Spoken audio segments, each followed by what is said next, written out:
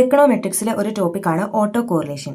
Classical linear regression മോഡലിലെ ഒരു assumption ആയിരുന്നു നോ ഓട്ടോ കോറിലേഷൻ എന്നത്. അതായത് ഒബ്സർവേഷനിൽ ഇരിക്കുന്ന വേരിയബിൾസ് തമ്മിൽ പരസ്പരം ബന്ധമില്ല, അല്ലെങ്കിൽ അവിടെ ഒരു കോറിലേഷൻ നിലനിൽക്കുന്നില്ല എന്ന് അസ്യൂം ചെയ്യുന്നതിനെയാണ് നോ ഓട്ടോ കോറിലേഷൻ എന്ന് പറയുന്നത്.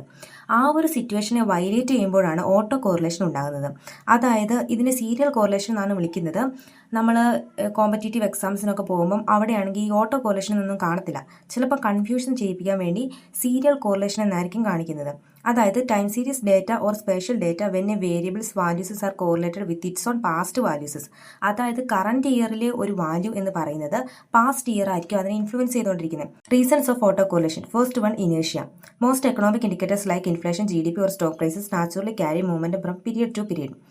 ഈ ഇൻഫ്ലേഷൻ, GDP, സ്റ്റോക്ക് പ്രൈസ് എന്നിവയെല്ലാം ഒരു ടൈം സീരീസ് അനാലിസിസിൽ കൂടെ കടന്നു പോകുന്നവയാണ്.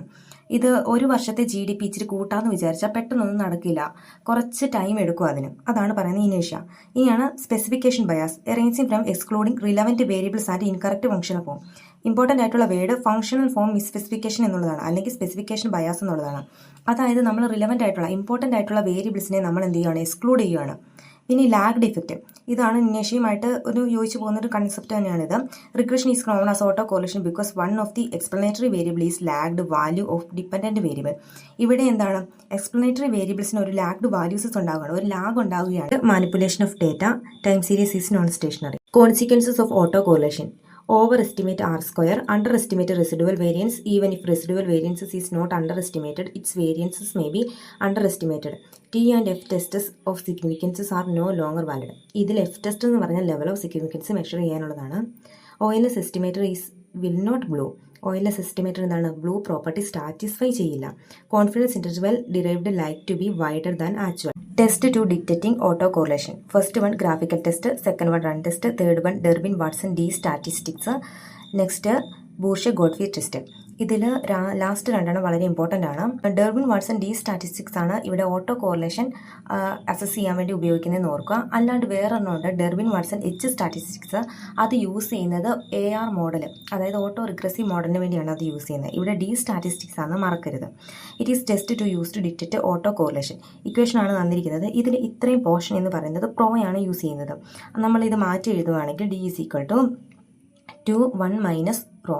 ഈ P അല്ല സൂചിപ്പിക്കുന്നത്, ഇത് റോ ആണ്. അത് എഴുതി വന്നപ്പോൾ അങ്ങനെ ആയി പോയതാണ്. Okay, rho is equal to 1 ആണെങ്കിൽ ഡി സ്റ്റാറ്റിസ്റ്റിക്സ് 0 ആയിരിക്കും. അന്നേരം ഓട്ടോ കോറിലേഷൻ പോസിറ്റീവ് ആയിരിക്കും. ഇത് നമ്മൾ പറയുന്ന ഈ രീതി കാണാം. Durbin Watson D statistics take value close to 0. First order auto correlation coefficient close to +1. Okay, അതുപോലെ തന്നെയാണ് ഈ P എന്താണ്, റോ ആണെങ്കിൽ 0 ആണെങ്കിൽ ഡി സ്റ്റാറ്റിസ്റ്റിക്സ് 2 ആയിരിക്കും. അതുപോലെ തന്നെ അവിടെ നോ ഓട്ടോ കോറിലേഷൻ വന്ന സിറ്റുവേഷൻ ആയിരിക്കും. ഇനി റോയുടെ വാല്യൂ -1 ആണെങ്കിൽ ഡി സ്റ്റാറ്റിസ്റ്റിക്സ് 4 ആയിരിക്കും. അവിടെ ഓട്ടോ കോറിലേഷൻ നെഗറ്റീവ് ആയിരിക്കും. ഇനി നമ്മുടെ റോയുടെ value greater than -1 less than +1 ആയിരിക്കും.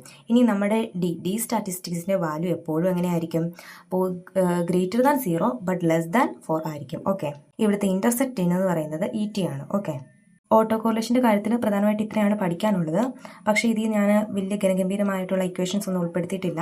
അത് വേണമെന്നുണ്ടെങ്കിൽ നിങ്ങൾ ദാമോദർ ഗുജറാത്തിലെ ടെസ്റ്റ് എടുക്കുക. അതിൽ നല്ല ഇക്വേഷൻസ് ഒക്കെ കൊടുത്തിട്ടുണ്ട്, അത് നോക്കുക. Okay, thank you.